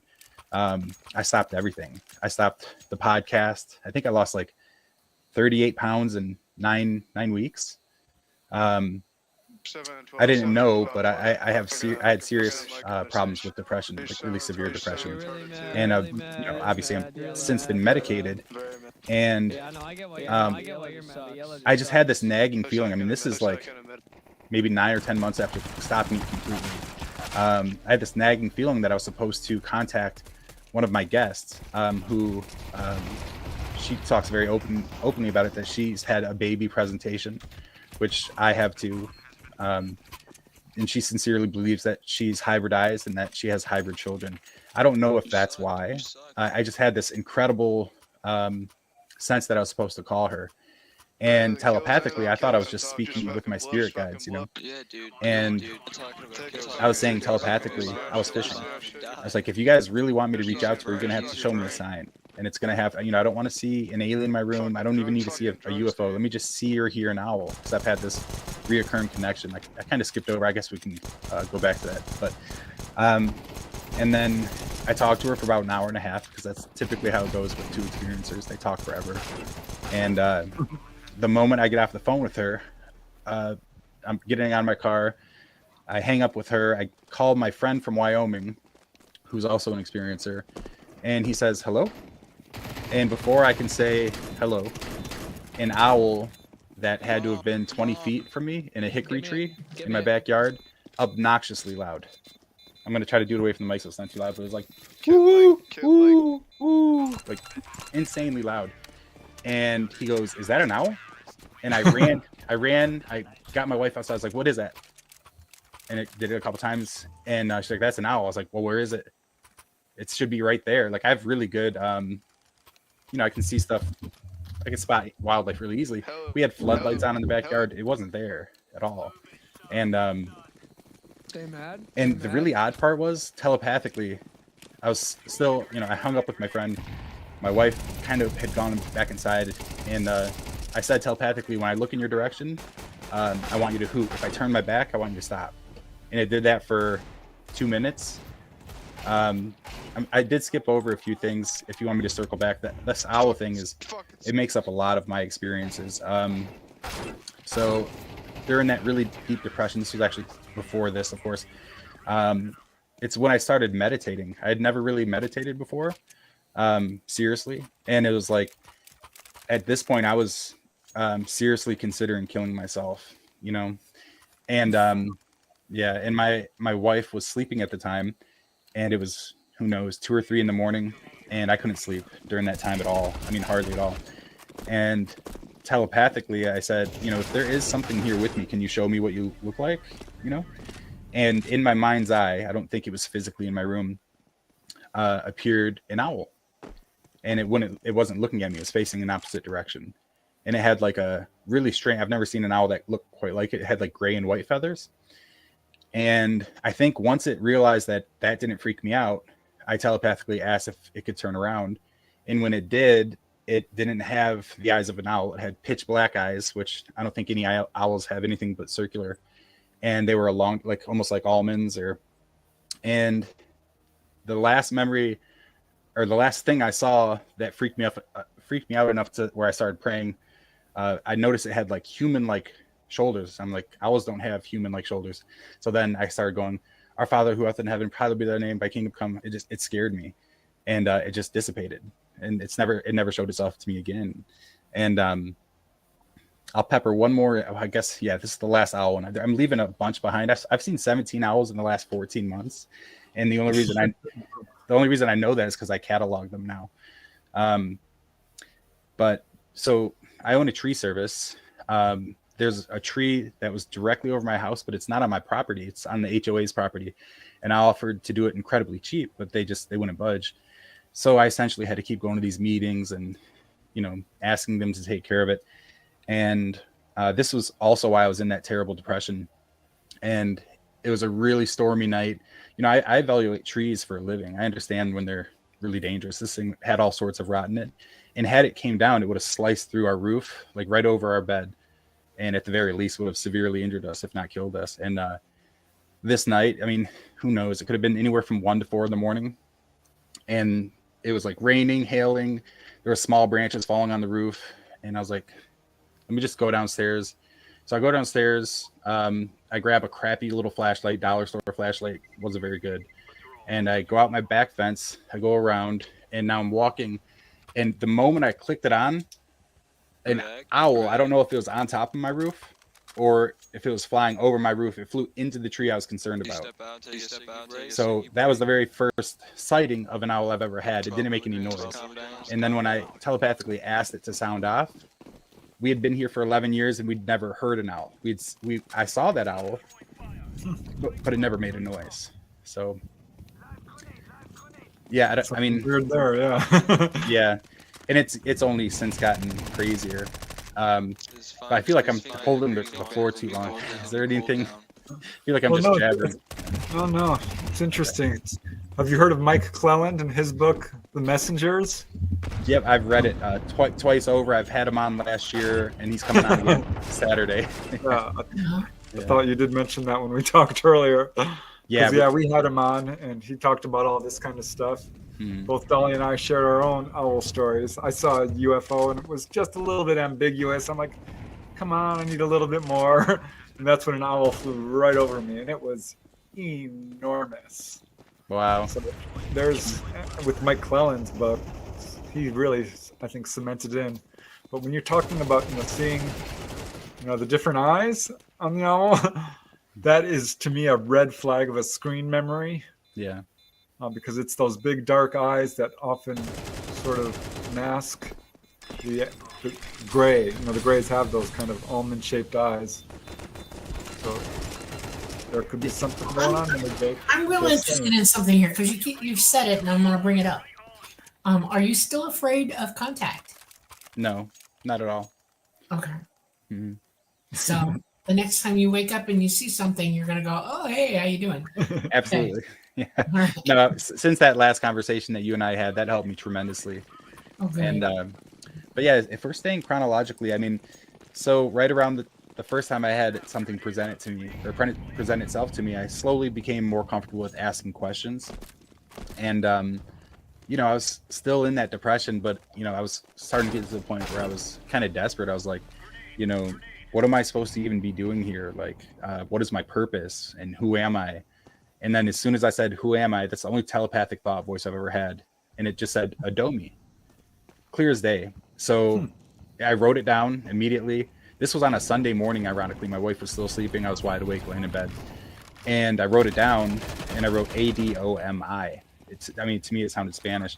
And I researched it for like 2 weeks with nothing. I mean, nothing came up at all. So I convinced myself, like, you're delusional. You're just making stuff up. And then I did a lot of digging. And I searched Adome, and it's like Adomi, a singular form of the Edomites. And apparently the Edomites were these people who lived in Jerusalem before the time of the pharaohs, who were kicked out for worshiping a false god. So what that means, I don't know. I mean, I've tried to research it the best I can. It's really hard to find literature on it. I'm going to tell you something you don't know. The Greys' homeworld, where they live, where they come from, in the Orion belt, is called Enneoma. It's pretty close. Damn close, yeah. Yeah, well, maybe it's a past life thing, because I mean, I'm just kind of fishing here, or whatever, throwing things out to see if they stick. Yeah, that's funny you say that, because a friend of mine, Diana Kalamia, said the same thing. She said that she believes one of my spirit guides is my father's father, who I believe came to me in spirit right before I turned 21, or right before I was becoming a man. And she felt strongly that she kept seeing, like, she called it like a blue kind of purple faint orb that was near me, and she felt that it was Egyptian, somebody that I lived with in a past life, and that we were like humble people. Yeah, so that, I mean, I still don't have a solid answer on that. And as far as like the last memory of anything coming into my reality, this one was pretty significant for me. This happened roughly 2 years ago, maybe a year and a half ago. But I was sleeping.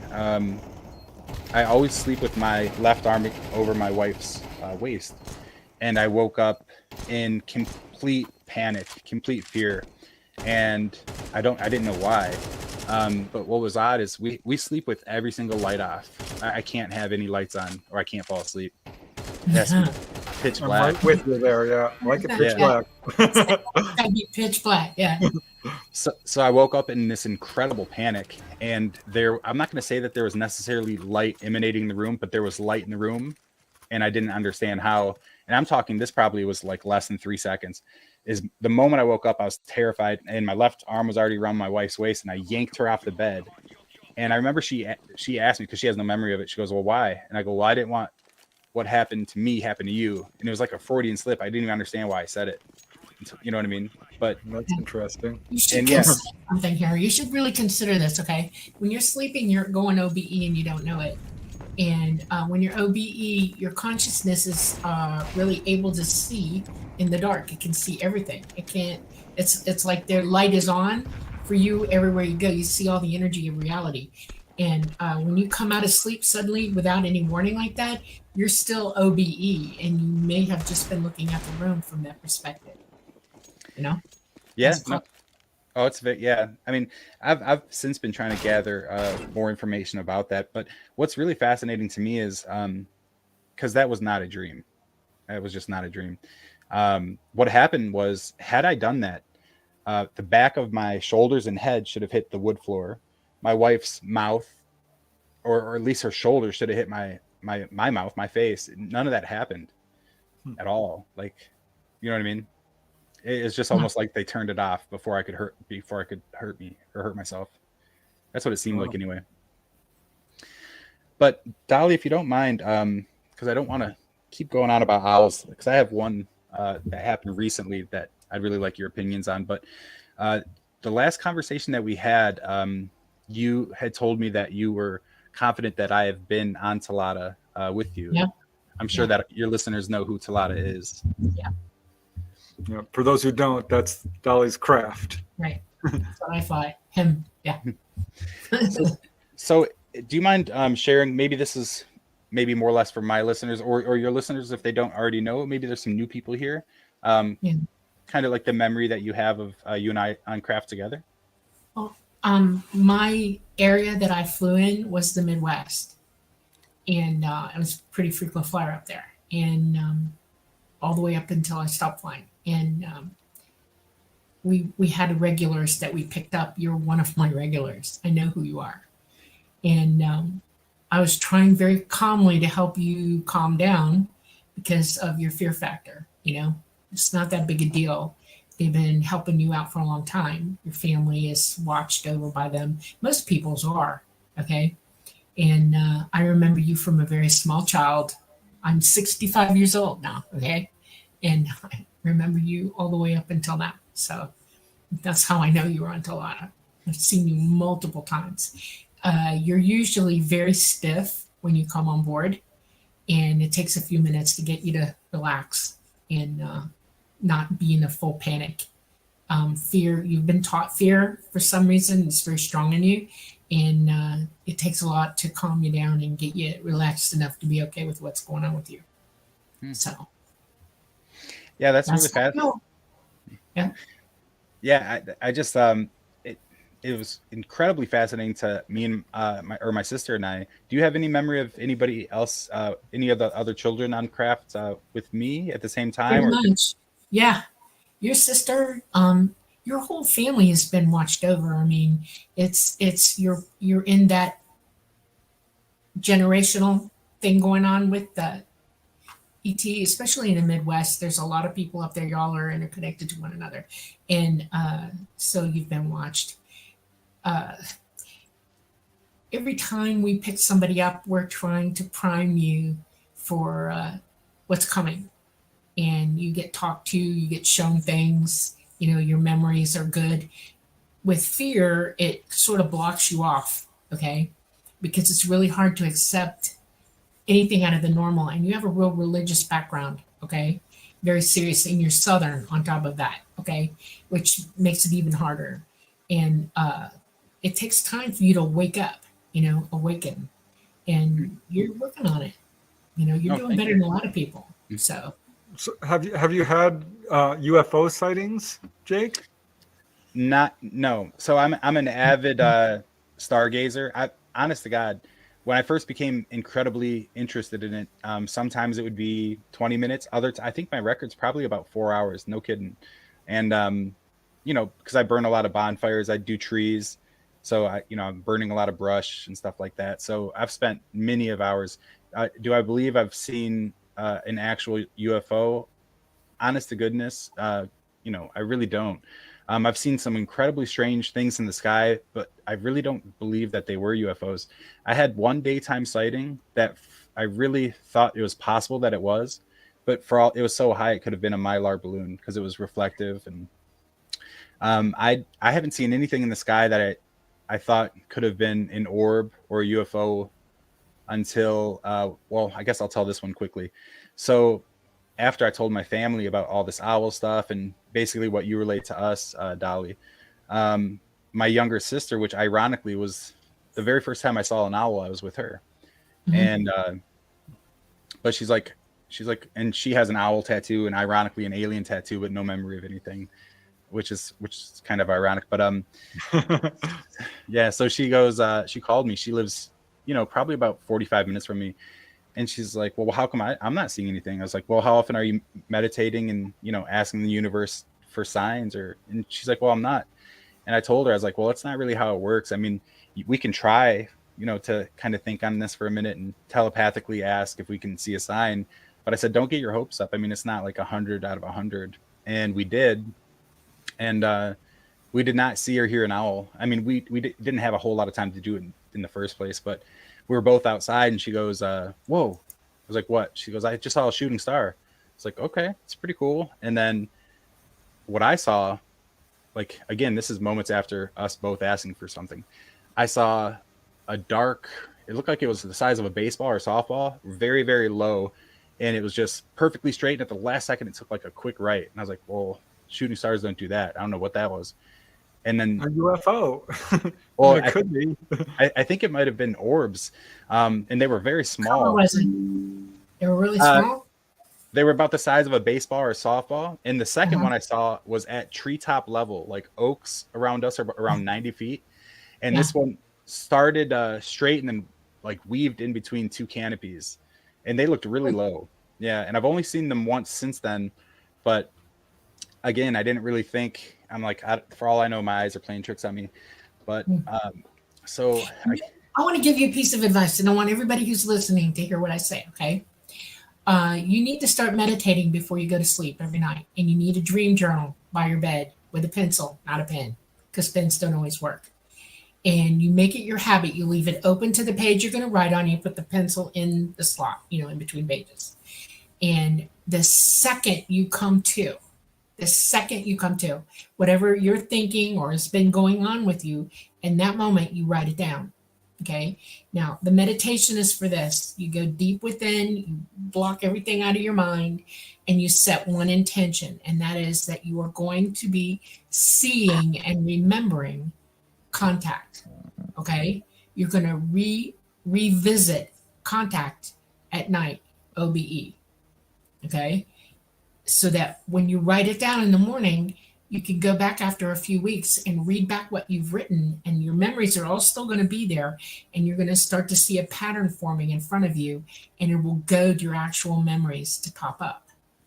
It's really hard for some people who have consciousness to make that connection between their consciousness and their physical mind. Fear is what blocks that signal to your physical mind. Okay, if you're going to meditate and go into OBE as you go to sleep to remember, your consciousness will tell your mind exactly what happened, because it still knows. Even though your physical mind doesn't remember it, it'll reinitialize that memory for you. And that's one way. It's almost like hypnotizing yourself, okay? But you're writing it down, and you keep a journal and just follow it, watch it. And remember two things. When you OBE, no fear, okay? When you have memories, it's just a memory, no fear. Okay, and write down anything you remember, anything, and just keep going. And then after a few months, you're going to look back at that and you're going to, oh my gosh, look what I've recovered for myself. This is magic, you know. I mean, your memory will open up for you and you'll get it. It takes time though, and you have to be persistent. Perspicacity, be persistent, and you'll come up with it. You know, I think there's absolutely a direct connection between how well you can remember your dreams, how well you can remember your contact experiences.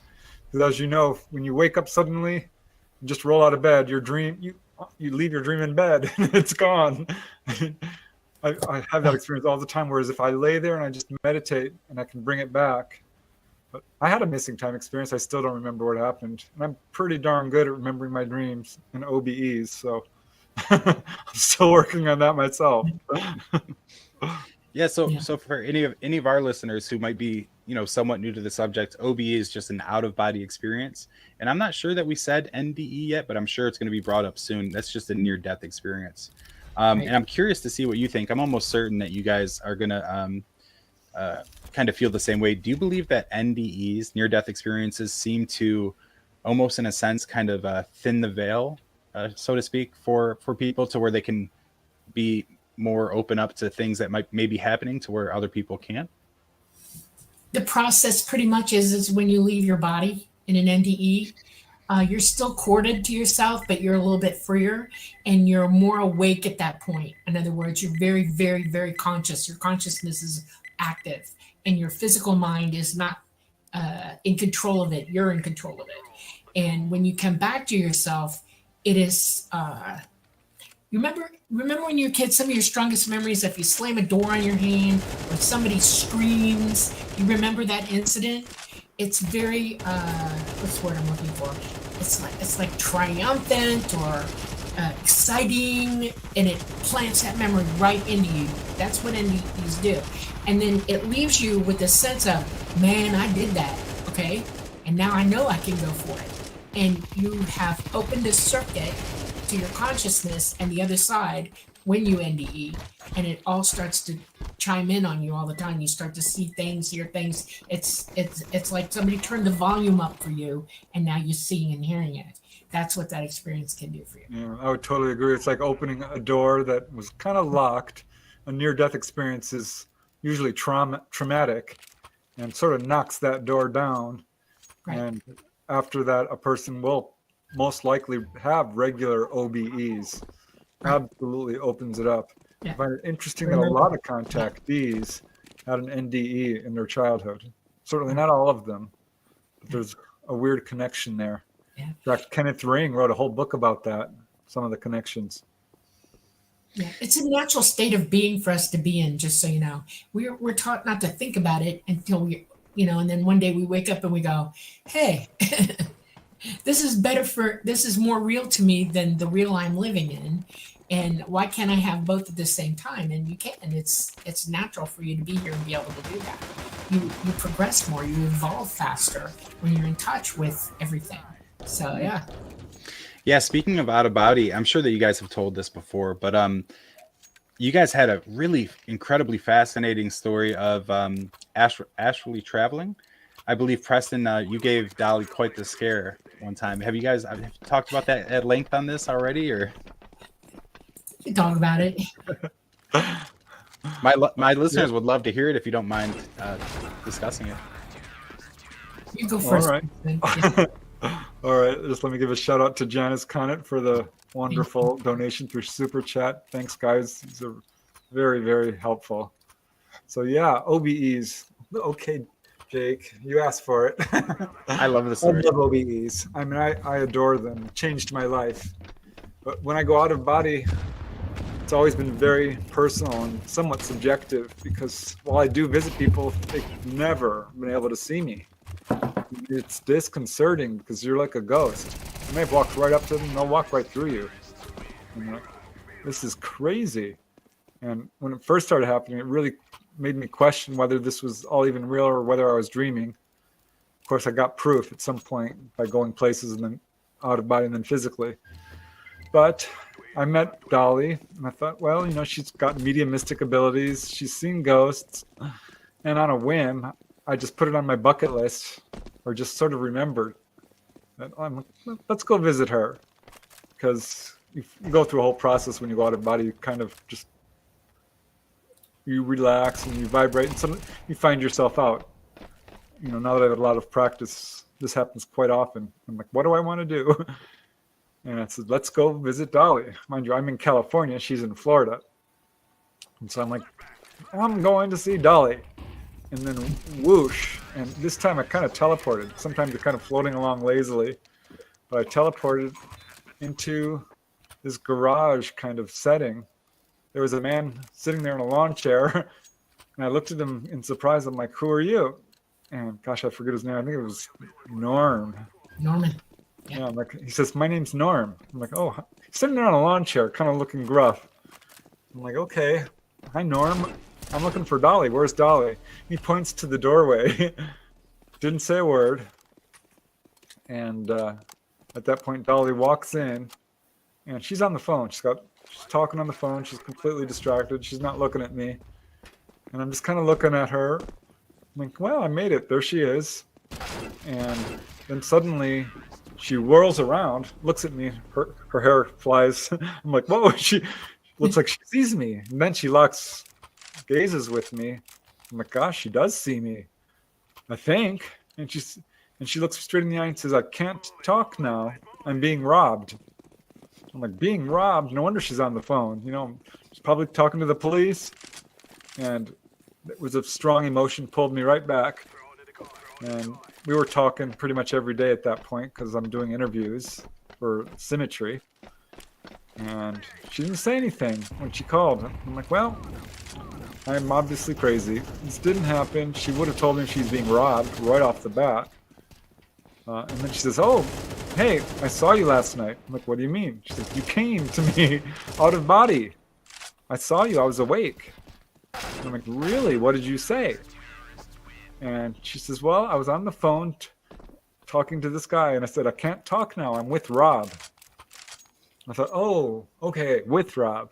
So it was close enough where it was confirmation. Yeah. Now, mind you, it's midnight his time and 3 o'clock in the morning my time. And this guy, Robert, would call me in the middle of the night and ask me to do a reading because he thinks somebody's trying to tell him something.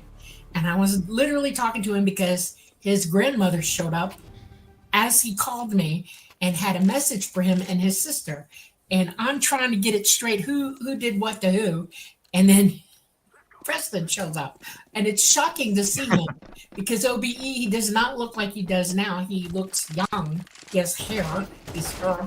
And I'm like, holy cow. And I freaked out. I said, I can't talk to you. I'm talking to Rob. And that's when he went. So then I paid him back. I waited a couple of days, and I waited until it was like 2 o'clock in the morning, 1 o'clock in the morning his time. And I showed up in his bedroom and said, hey. And he saw me. I did. She woke. I was sleeping, and like you said, Jake, I like it dark, and a little bit of light will wake me up. And Yeah. sure enough, my room was filling with light, and I'm like, "Well, what's going on?" But it was pretty golden, almost divine light. Wow. She's kind of leaning down over my bed, smiling, with slightly mischievous grin. I'm like, "Oh, holy cow, no!" And yeah, you looked amazing too, Dolly. This golden aura all around, filled my room. So yeah, after that, she took me on some out of body adventures. She's really good at it. I'm Wow. fairly good, but I think Dolly has one up on me on this. Just my opinion. Dolly might argue about that. I absolutely love that story. It's always fascinated me. I did want to hop back I think we have a little bit of time before the commercial or the broadcast announcement. But so I failed to mention that after Indy, that woman who I just didn't understand why I was supposed to communicate her. I got the confirmation. The next person I reached out to, and again, this is very out of character for me because I cut everything off, everybody off. I wasn't in communication with anybody. And here and there, my friend, I had a very strong connection to him. He essentially, what happened was he went on another podcast, excellent podcast. And it's the first time I ever heard him. And when I heard his song, it's Schizo the PLK. I heard his song. It was featured on the podcast. It was just a brief thing, but I felt I don't know, it was almost like a beacon. I just wanted to learn more about it. It's all about peace, love, and light. So I went to schizomusic.com, where I think I even found him on Cloud. And there's a song, Calling All Hybrids. And I don't know why, but it just always resonated with me for no reason. I never had any, this is even before the baby presentation dream I had. And I'm not sure why, but the two people who I felt like I was supposed to be in communication with during that short amount of time was two people who seriously considered that they were the hybrids and have also had baby presentation moments. And this is well before I had mine. And I believe my sister had hers, but she didn't tell me. I didn't tell anybody either. And then, anyway, let me go back to Rafael Lugo, though. But which, by the way, he has a documentary coming out, I think, in the end of this month, which is called Calling All Hybrids. But I found it to be odd that the two people that I felt like I was supposed to be communicating with were the two of them. So yeah, my sister had this. She didn't really talk about it. There's a lot of stuff that it sounds so bizarre that you don't really tell people. And I brought it up to her. I was like, dude, I had this dream. I don't remember who handed it to me, and I can barely even remember what the child looked like. But I remember I didn't have a shirt on, which is odd. I'm a chubby guy. Chubby guys don't like having, they don't like to be shirtless. They just don't. So, but that was the first odd thing. And I felt like I was sitting down, and I couldn't tell you what the face looked like of the person who handed it to me or the child itself. But I felt like I was supposed to hold it against my chest. And then I told my sister that, and she's like, I've had that too. And, I was like, really? And so all four of us have had that. I think it's really odd. So yeah, since then, he's like a big brother to me.